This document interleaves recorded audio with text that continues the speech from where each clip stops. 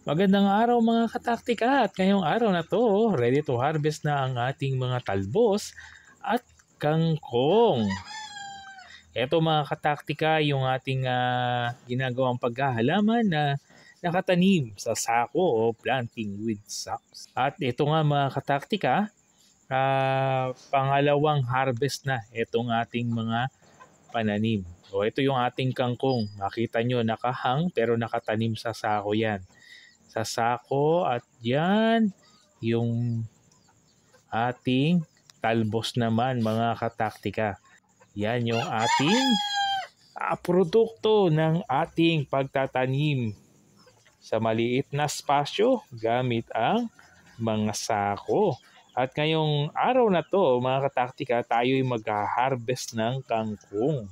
Ito mga kataktika, magluluto tayo ng kangkong with tofu and pork or kangkong with tokwa at baboy mga kataktika. At habang tayo ay nag-harvest, pag-usapan natin kung ano nga ba ang health benefits ng kangkong tofu with pork.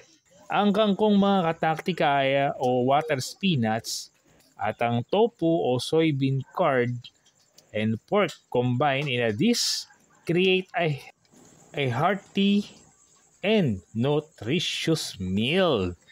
This trio offer a balance of plant-based and animal-based nutrients, providing several health benefits.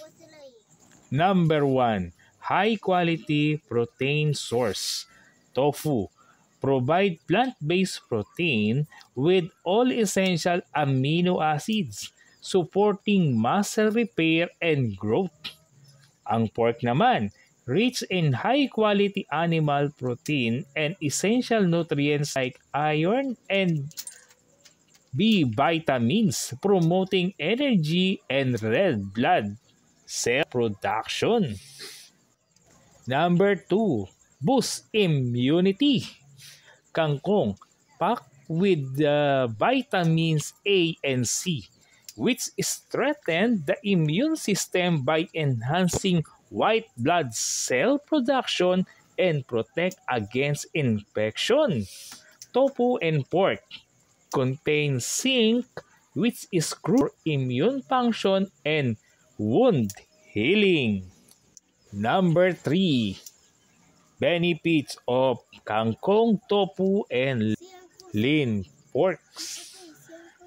Kangkong contain potassium, which help regulate blood pressure and reduce the risk of cardiovascular diseases. Tofu, low in cholesterol and saturated fats. It may help lower bad cholesterol levels. And the lean pork, ito'y walang taba, provide beneficial fats and are a good source of coenzymes Q10 which support heart health when consumed in moderation. Ito na mga kataktika, yung na-harvest nating kangkong today. At dito mga kataktika, ay re-ready na nga natin yung ating tofu or tokwa. So hiwain lamang ng katamtaman lamang para madaling maipirito na sa inyo yan kung gusto nyo crunchy. Pero syempre, masarap ang crunchy-crunchy niyan. So hiwain lang natin and then saka natin ipipirito. So habang tayo ay nag-prepare ng ating recipe for today, ituloy natin ang masustansyang kwentuhan tungkol sa kangkong, tofu at pork. Number 4, health benefits. Kangkong contains calcium, magnesium, and phosphorus, which are vital for maintaining strong bones. Tofu, rich in calcium and isoflavones, supporting bone density and reducing the risk of osteoporosis. Pork offers phosphorus and protein, contributing to bone and teeth health. Number 5, promote digestive health. Kangkong, high dietary fiber, aiding digestion and preventing constipation. Tofu, easy to digest and gently on stomach. Suitable for those with digestive sensitivities. Number 6, health benefits. Provide antioxidant benefits. O ito mga kataktika, prito muna natin yung ating tofu. Yan. So, habang pinipirito natin, tuloy ang kwentuhan habang tayo ay nagre-ready ng ating recipe for today. Kangkong contains beta-carotene and flavonoids which help fight free radicals and reduce the risk of chronic diseases. Tofu includes isoflavones and selenium, which protects cells from oxidative damage. Mga kataktika, ito yung isasahog nating pork sa ating recipe for today. So ito yung sibuyas bawang. At alam din naman natin ang taglay na health benefits ng ating sibuyas bawang. So ito na yung ating piniprito na tofu. Number 7, health benefits. Improve energy levels.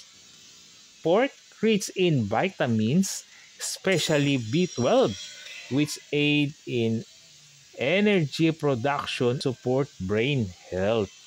Kangkong and tofu contribute iron, helping prevent and supporting oxygen transport in body. O ito mga kataktika, yung ating harvest na kangkong. Number 8, balances hormonal health. Tofu contain phytoestrogens which may help regulate hormones and alleviate menopausal symptoms. Pork provides necessary fats for hormone synthesis when consumed in moderation. At heto naman ang tips for healthier dish. Use lean cuts of pork to reduce saturated fat content. Incorporate less oil during cooking to keep the dish heart-friendly.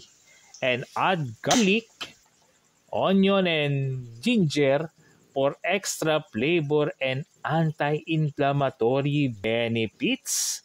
O yan mga kataktika, luto na yung ating tofu o tokwa. Then ang conclusion, kangkong, tofu, and pork together create a delicious and well-rounded dish that provide a variety of nutrients essential for overall health. Enjoy this dish as part of balanced diet to reap its numerous benefits. Yan. So dito mga kataktika, slice and cube lang natin yung ating tofu or tokwa. Mga kataktika, summary lang tayo sa health benefits ng tofu. Number 1, high in protein and essential amino acid.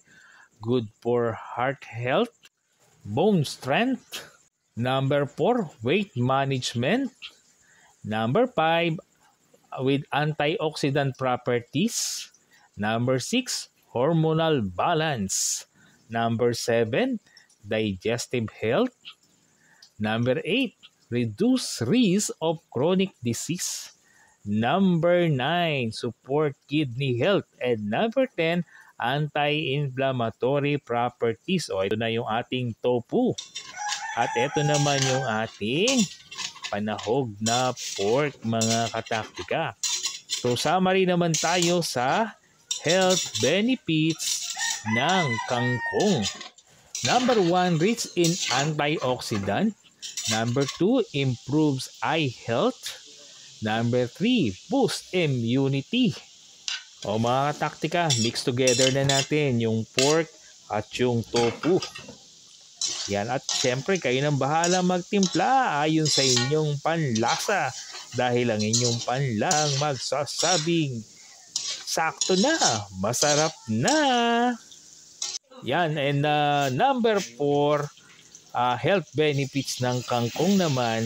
Yan, habang nilalagay natin ating hinarvest na fresh na kangkong, it promotes digestive health, regulate blood sugar level, support heart health, aids detoxification. Yan mga kataktika ang health benefits ng kangkong ang tofu. Yan, tuloy-tuloy lang ang halo-halo ng ating mga ingredients. Kailangan dyan medyo crunchy-crunchy. Ang kangkong nga pala is not only a versatile in kitchen but also packed with health benefits and essential nutrients. Kataktika yung ating fresh harvest kangkong na nilagyan ng tofu with fried fish and rice. Ang taktika natin dito, syempre mahal ang karne. So naglagay tayo ng tofu at nag-harvest tayo ng kangkong. So mga kataktika, kahit maliit ang ating espasyo, ang pagtatanim ay makakatulong upang kahit papano tayo ay makatipid, subalit healthy food.